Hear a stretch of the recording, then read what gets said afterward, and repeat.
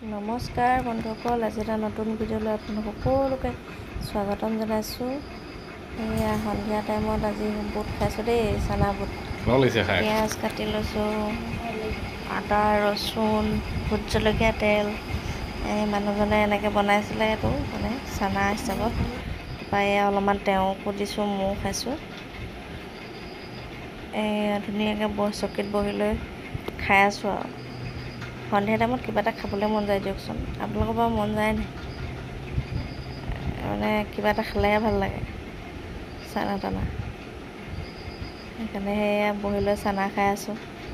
এখেতো আছে, এখেত বহি আছে কিবা কিবি কৈ